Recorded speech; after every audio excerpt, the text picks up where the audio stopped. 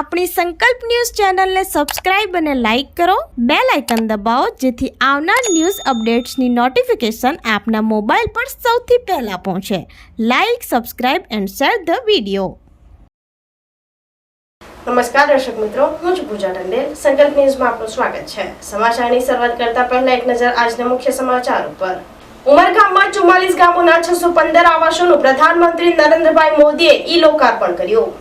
પ્રધાનમંત્રી નરેન્દ્ર મોદીજીને સાંભળવા હજારોની સંખ્યામાં જનમેદની ઉમટી પડી. ઉમરગામ તાલુકાના ધોળીપાડા ખાતે વિકસિત ભારત વિકસિત ગુજરાત સરકારી યોજના અને આવાસ અર્પણના વડાપ્રધાનના વર્ચ્યુઅલ કાર્યક્રમનું આયોજન કરવામાં આવ્યું હતું. 182 ઉમરગામ વિધાનસભા ક્ષેત્રમાં ધારાસભ્ય રમાલાલ પાટકરની ઉપસ્થિતિમાં 44 ગામોના 615 વિવિધ આવાસ યોજનાના આવાસોનું પ્રધાનમંત્રી નરેન્દ્રભાઈ મોદીજીએ ઈ-લોકાર્પણ કર્યું હતું. ઈ-લોકાર્પણ અને ખાતમુહૂર્ત કાર્યક્રમમાં હજારોની સંખ્યામાં જનમેદની ઉમટી પડી હતી. વિધવા સહાય અને આવાસો મળેલા લાભાર્થીઓ અનેરો આનંદ જોવા મળ્યો હતો. ભાજપ સંગઠનના આગેવાનોએ તમામ લોકોની વ્યવસ્થાને લઈ ભારે જહેમત ઉઠાવી હતી. ઉમરગામ તાલુકા વિકાસ અધિકારી અને ઉમરગામ મામલતદાર દ્વારા તમામ કાર્યક્રમને સફળ બનાવવા સુંદર આયોજન કર્યું હતું. ભાજપના આગેવાનોએ વિશાળ જનમેદનીને જોતા લોકસભાની ચૂંટણીમાં જંગી જીત મળશે તેવો આશાવાદ વ્યક્ત કર્યો હતો. ધારાસભ્ય રમણલાલ પાટકરે હજારો લોકોની હાજરીને જોતા એમના મત વિસ્તારના લોકોનો આભાર વ્યક્ત કર્યો હતો. તે જનતા પાર્ટી ભારતમાં 2014થી આવી એ દરમિયાન દેશના વડાપ્રધાન નરેન્દ્રભાઈએ વિકાસ સાથે ભારતનો નવસર્જન કરવા માટેનો મુદ્દો ઉપસ્થિત કરી અને એમણે વિકાસ આખા ભારતની અંદર કર્યો છે. અને આપણે સૌ જાણીએ છીએ કે ઉમરગામ તાલુકો એ ગુજરાતનો છેલ્લો તાલુકો છે અને એ તાલુકાની અંદર પણ વિકાસના કોઈ પણ પાસા સરકારની યોજનાના બાકી રહ્યા નથી. આજે અહીંયા દેશના વડાપ્રધાન ઓનલાઈન ઉપર લાભાર્થીઓને સંબોધવાના છે. એમાં અમારા વૃદ્ધા પેન્શન, વિધવા પેન્શન, આવાસ યોજનાના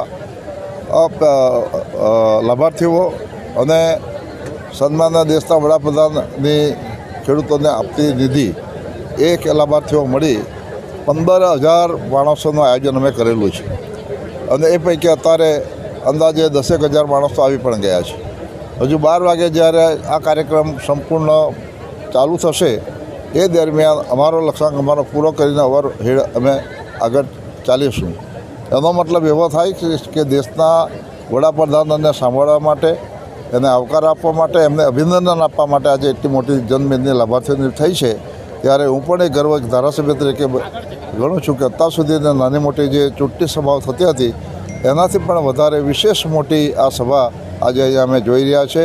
અને સૌ આ સભાની અંદર ઉપસ્થિત રહેલા લાભાર્થીઓને હું ખૂબ અભિનંદન સાથે આવકારું છું. વિકસિત ભારત અને વિકસિત ગુજરાત યોજના હેઠળ પ્રધાનમંત્રી આવાસોની વિવિધ જે યોજનાઓ છે તેનું આજે લોકાર્પણ અને ગૃહ પ્રવેશ છે. એની ચાવી આજે પ્રધાનમંત્રી વર્ચ્યુઅલ મિટિંગમાં આપવાના છે. તેનું આજે મહાસંમેલન છે અને આના હજારો લાભાર્થીઓ સ્વયંભૂ રીતે આપણા મોદીજીના શાસનમાં જે લાભો મળ્યા છે એના હિસાબે સ્વયંભૂ રીતે અહીંયા પધાર્યા છે. તો આ માહોલ જોઈને, આ બધું વાતાવરણ જોઈને એવું લાગે છે કે 2024ની લોકસભાની ચૂંટણીમાં આપણે જબરદસ્ત વિજય મેળવશું. અને અચ્છા, આપકી બાર 400 પાર. જય શ્રી રામ. સંજાણથી સુરતના બસ સ્ટેન્ડ સુધી DFCCIના રૂટ ઉપર માલગાડીનો સૌપ્રથમ ટ્રેનનું ટ્રાયલ રન લેવાયું. અલગ ટ્રેક ઉપર માલગાડીઓ દોડશે જેને લઈ ગુડ ટ્રાન્સપોર્ટમાં ગતિ આવશે.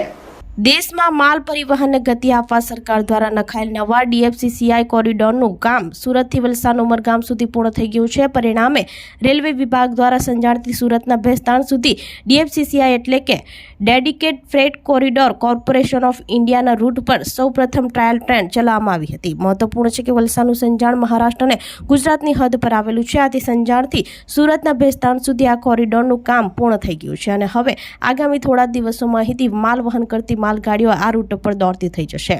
આજે 112 કિલોમીટર જેટલા ટ્રેક ઉપર યોજાયેલા ટ્રાયલ દરમિયાન રેલવે વિભાગના ઉચ્ચ અધિકારીઓ ઉપસ્થિત રહ્યા હતા. રેલવે વિભાગનાએ જણાવ્યું હતું કે DFCCIનું કામ તેજ ગતિ આગળ વધી રહ્યું છે અને આ ટ્રાયલ રન બાદ ટૂંક સમયમાં હવે અલગ ટ્રેક ઉપર માલગાડીઓ દોડતી થશે.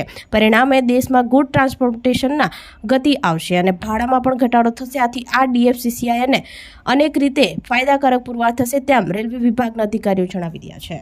ये DFCCIL का जो एक हम काफ़ी दिनों से प्रोजेक्ट बन रहा है, तो आज बड़ी खुशी की बात है कि हम लोग आज जो है फर्स्ट ट्रायल करने जा रहे हैं संजान से लेके भेस्तान तक. ये लगभग 112 किलोमीटर है. ये फर्स्ट टाइम आज इसमें होना है ट्रायल. इसके अलावा वैसे यहाँ से गाड़ी जाएगी तो सीधा मकरपुरा जाके निकलती है, तो ये पूरा पैच 238 किलोमीटर का है. ये हमारा एकदम तैयार हो गया है. आज ट्रायल करने के बाद कुछ समय बाद यहाँ रेगुलर ट्रेन चल जाएंगी. इसी तरह हमने कल जो ट्रायल किया है वो हमने जो है अप लाइन में किया था. आज हम डाउन लाइन में करने जा रहे हैं. ये ट्रायल करने के बाद गुजरात में जो भी बिजनेस है वो काफ़ी उसको बढ़ावा मिलेगा और ऑल राउंड डेवलपमेंट गुजरात का हो सकेगा. વલસાડ ઓવરબ્રિજનું બાંધકામ કરતા મજૂરોને સેફટી સાધનો સામે ઉઠ્યા પ્રશ્નો. કોન્ટ્રાક્ટ એજન્સી કામદારોને સેફટી સાધનો આપી કામ કરાવે તે જરૂરી. ઠેર ઠેર ફ્લેટ કોરિડોર રેલવે ઉપર બ્રિજો બનાવવાની કામગીરી પૂરજોશમાં ચાલી રહી છે. તેવી રીતે વલસાડ જિલ્લામાં પણ ઓવરબ્રિજ બનાવવાની કામગીરી ચાલે છે. ત્યારે વલસાડ શહેરના ધરમપુર રોડ રેલવે ઓવરબ્રિજ કરોડોના ખર્ચે બનાવવામાં આવી રહ્યો છે. બ્રિજમાં ગોળ મોટા પિલરનું બાંધકામ તથા તેની ઉપર આડા મોટા બીમમાં લોખંડનું સેન્ટિંગનું કામ કરતા મજૂરો જીવના જોખમે 50 ફૂટ ઊંચે ચડી કામ કરતા નજરે પડ્યા હતા. મજૂરોને એજન્સી કે કોન્ટ્રાક્ટર દ્વારા સેફટી બેલ્ટ કે સાધનો આપવા જરૂરી છે, જેથી મજૂરો જીવ જોખમમાં ન મુકાય.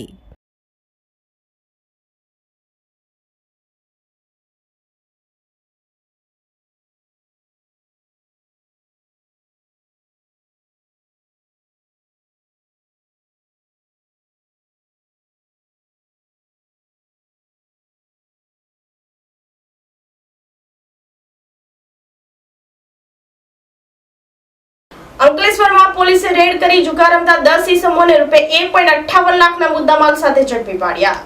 બનાવની પ્રાપ્ત પોલીસ વિગત અનુસાર ભરૂચ પોલીસ અધિક્ષક મયુર ચાવડા, નાયબ પોલીસ અધિક્ષક ચિરાગ દેસાઈના માર્ગદર્શન હેઠળ અંકલેશ્વર શહેર બી ડિવિઝન પોલીસ મથકનો સ્ટાફ પેટ્રોલિંગમાં હતો. તે દરમિયાન બાતમી મળી હતી કે માંડવા ગામની સીમમાં ચીરવઘામાં કેટલાક ઇસમો જાહેરમાં પાના પટ્ટા વડે હાર જીતનો જુગાર રમી રહ્યા હતા. જે બાતમીના આધારે પોલીસે સ્થળ ઉપર દરોડા પાડતા જાહેરમાં જુગાર રમતા 10 ઇસમો અમિત હસમુખભાઈ રાવળ, જિગ્નેશ અંબુભાઈ પટેલ, સુરેશ નવીનભાઈ વસાવા, રીતેશ પંકજભાઈ ઠાકોર, રાજુ જગમાલભાઈ પરમાર, વિજય ખુશાલભાઈ પટેલ, નાનુભાઈ જવલાભાઈ વસાવા, ફિરોઝ મોહમ્મદ હુસેન દિવાન, ચંદુજી પાચાજી ઠાકોર, અંબાલાલ ઈશ્વરભાઈ પરમારના જુગાર રમતા મળી આવ્યા હતા. તેઓને અંગઝડતીમાંથી પોલીસે રોકડ ₹91,010, દાવ ઉપરના 27,000 તેમજ ઝડપાયેલી ઇસમોની અંગઝડતી કરતા 9 મોબાઈલ સહિત કુલ ₹1,58,510નો મુદ્દામાલ કબજે કરી 10 ઇસમો વિરુદ્ધ જુગારધારાની કલમ હેઠળ કાર્યવાહી હાથ ધરી હતી. તો આ રેડ દરમિયાન નાસી જનાર અર્જુન લાલો વસાવાને વોન્ટેડ જાહેર કરી આગળની વધુ કાયદાકીય કાર્યવાહી હાથ ધરવામાં આવી હતી. અંકલેશ્વરથી રિપોર્ટર અવી સૈયદ, સંકલ્પ ન્યૂઝ.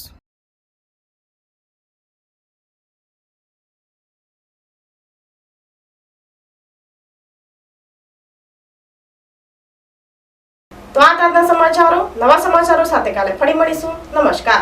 આપણી સંકલ્પ ન્યૂઝ ચેનલને સબસ્ક્રાઇબ અને લાઇક કરો.